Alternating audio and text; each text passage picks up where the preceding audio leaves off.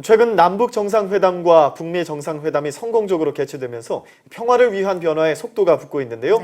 때문에 비무장지대 DMZ를 활용하는 여러 방안들이 논의 중이죠. 네, 오늘 사이언스 매거진에서는 동식물의 천국이라고 불리는 DMZ를 미리 엿보는 시간을 준비했습니다.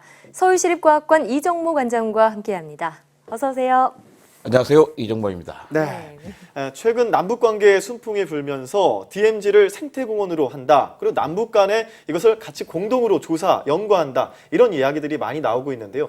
그만큼 DMZ가 가지고 있는 가치가 크기 때문이겠죠? 네, DMZ는 경기도 파주에서 강원도 고성까지 한반도 허리를 동서로 가르지르는 길이 248km, 너비 4km의 거대한 띠 모양의 땅입니다. 예. 면적이 거의 1000평방킬로미터나 돼요. 그러니까 서울시 면적의 1.5배입니다.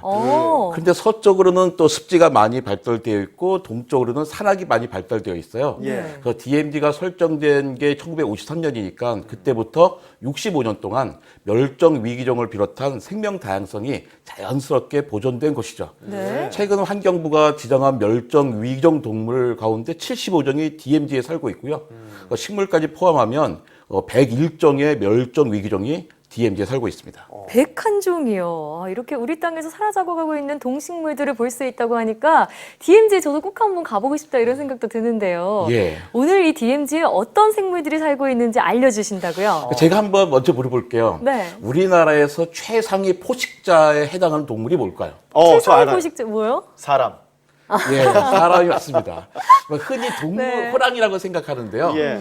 호랑이는 천연기념물도 아니고 멸종위기종도 아니에요.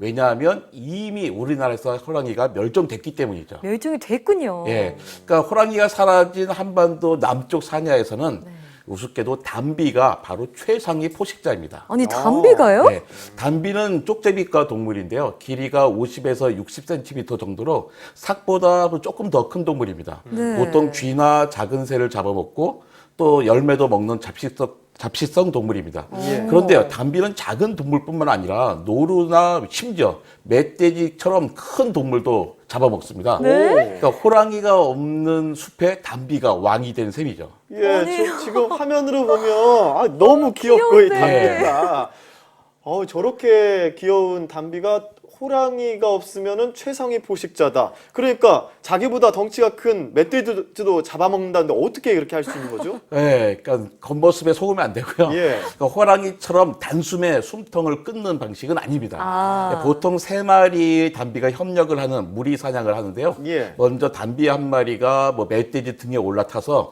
눈과 귀를 물어뜯어요. 그럼 앞이 보이지 않게 된 멧돼지가 주저앉게 되거든요. 네. 그때 다른 담비들이 함께 공격하는 거죠. 좀 똑똑한 것 같은데요. 이런 건 어떻게 연구하나요? 특별한 방법은 없고요. 담비 몸에 전파 발신기를 부착한 다음에 추적하면서 관찰하는 방법밖에 없습니다. 그러니까 전파 발신기를 붙여서 관찰한 결과 담비의 행동 권역은 거의 25에서 50제곱미터 정도에 달하는 것으로 확인됐어요. 네. 이게 어느 정도 크기냐면요. 도봉구에서 서초구 정도의 꽤 큰 생활 권역을 삼는다는 말이죠. 그러네요. 네, 그래서 생태계의 우선종의 역할이 큽니다. 생태계 우산종이다. 예. 우산종이라고 하니까 조금 생소한 단어인데 네. 이거 좀 설명해 주실 수 네, 있을까요? 우산종은 이름 그대로 생태계의 우산 역할을 하는 종이라는 뜻인데요. 네네. 행동 권역이 넓고 먹이 사슬의 꼭대기에 있는 동물을 말합니다. 예. 그러니까 한반도 남쪽에서는 담비가 바로 우산종이죠. 네. 우산종의 서식지를 보존하면 다른 동물도 함께 보호하면서 생명 다양성을 유지할 수 있습니다. 그렇군요. 그런데 이렇게 중요한 담비가 모피가 귀중품으로 사람의 인기를 끌면서 개체 수가 감소되더니 네. 급기야는 멸종 위기종으로 지정되기에 이르렀는데요. 저런. 현재 우리나라에는 약 2,000에서 3,000마리 정도의 담비가 살고 있다고 추정되고 있습니다. 네. 예. 그러니까 DMZ에 살고 있는 담비 수는 아직 몇 마리인지 확인되지 않고 있고요. 야생에서는 원래는 흔히 볼 수 있었던 동물이었는데 지금은 그렇게 눈에 띄지 않고 동물원 같은 곳이나 가야 좀 볼 수 있다니 안타까운 생각이 듭니다. 네.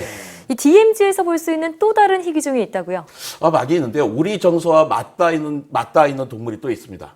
바로 구렁이입니다. 오, 오, 구렁이요. 구렁이요. 예, 구렁이는 몸이 2m까지 길게 자라나요. 예. 근데 주둥이 끝이 좀 뭉툭하고요. 네. 몸통도 제법 굵어서 뱀이지만 징그럽다라는 느낌은 별로 들지 않습니다. 네. 징그러운데요. 또 덕이 없어요. 예. 그러니까 저는 최근 몇 년 동안에는 뭐 자연에서는 전혀 보지 못했는데요. 네. 제가 대학 때만 해도 뭐 시골 마을의 돌담 틈에서 흔히 볼 수 있었습니다. 아, 그럼 그래요. 그때가 몇 년 전이죠? 한 30년 전입니다. 네. 예. 실제 생활에서 볼 수 있었던 이 구렁이. 예. 근데 지금 화면에서 보니까 이렇게 어슬렁 이렇게 움직이는 게 뭐 능구렁이라는 표현도 쓰기도 하고요. 맞아요. 구렁이 담 넘어가듯 한다. 이런 표현을 쓰기도 하는데 이런 구렁이의 특징이 잘 녹아나 있는 속담이라고 볼 수 있겠죠. 예, 아주 정확합니다. 그러니까 이 말은 뭐 두 가지를 알려주는데요. 예. 첫째는 정말로 슬렁슬렁 움직인다는 뜻이죠. 정말로 아주 느리고 여유 있게 움직입니다. 네. 다른 하나는요, 바로 사람들과 아주 친근한 동물이라는 뜻입니다. 그러니까 빨리 도망갈 필요가 없어요. 돌담이나 뭐 밭둑에 뭐 돌틈 속에 살고요. 네. 예전에는 사람들이 만들어 놓은 퇴비 속에 네. 알을 뭐 15개에서 25개씩 낳았어요. 그러니까 퇴비가 발효하면서 생긴 열로 부화를 시킨 거죠. 어이구. 네. 당연히 마을 사람들이 흔히 보는 뱀이었던 겁니다.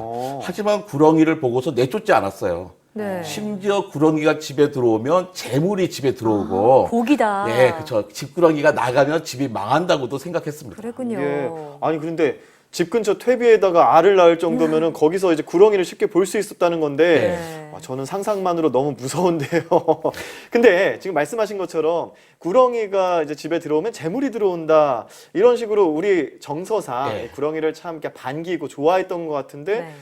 지금 멸종 위기종이 되었다는 예, 거예요. 그 농촌이 해체되면서 사람들이 많이 떠났잖아요. 예. 네. 그래서 구렁이에 대한 뭐 인식이 많이 없어졌는데 구렁이 특징이 너무 힘이 세다는 거였어요. 네. 그러니까 힘센 구렁이를 먹으면 정력에도 좋다라는 속설이 막 퍼지면서 네. 구렁이가 마구 남획되었죠. 네. 그 바람에 개체수가 급격히 감소했습니다. 그래서 현재는 멸종위기 야생동물로 지정된 상태입니다. 그랬군요. 담비나 구렁이 모두 결국에는 인간의 욕심 때문에 항상 그렇습니다. 네, 정말 안타까운 생각이 듭니다. 네, 최상위 포식자라고 했잖아요. 네, 맞는 말인 것 같아요, 정말. 네. 자, 마지막으로 저희가 한 생물만 더 살펴볼게요. 얼마 전에 사냥 복원의 속도를 붙고 있다. 예. 이런 소식을 좀 전해드려서 되게 반가웠는데 이 사냥 역시 멸종위기 야생동물 1급으로 지정되어 있더라고요. 예, 그렇습니다. 사냥은 한때 태백산맥에만 15,000마리가 살았는데요.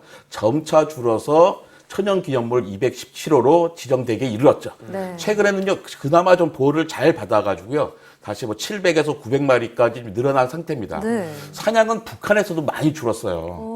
그래서 북한 당국은 사냥의 서식지를 각각을 천연기념물로 지정해서 보호하고 있습니다. 예. 그러니까 남북 당국의 적극적인 보호에도 불구하고 개체수가 많이 늘지는 않았는데요. 네. 임신 기간이 210일에서 220일 정도로 아주 길고 또 경사가 급하고 바위가 많은 산에 살다 보니까 새끼 생존율이 높지 않은 편입니다. 그렇군요. 그렇군요.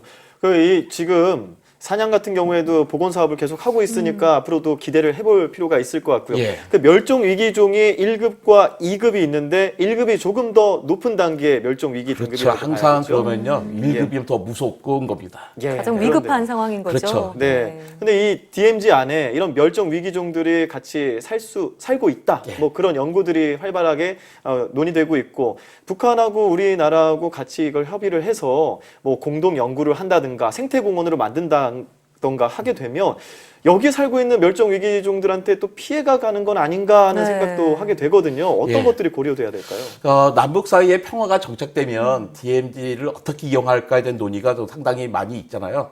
저는 당분간은 그대로 두었으면 좋겠어요. 그러니까 DMZ는 아직 단 한 번도 제대로 연구 조사된 적이 없습니다. 네. 그러니까 충분히 생태 조사를 마친 다음에 활용할 방법을 고민해도 늦지 않을 것 같습니다. 네. 남과 북 모두가 생태계가 망가지면서 많은 동식물이 사라졌잖아요. 네. DMZ를 활용하더라도 상당한 부분을 그대로 남겨뒀으면 좋겠어요. 네, 예. 그러니까 오늘 정말 비무장지대에 살고 있는 동식물들 얘기를 듣다 보니까요.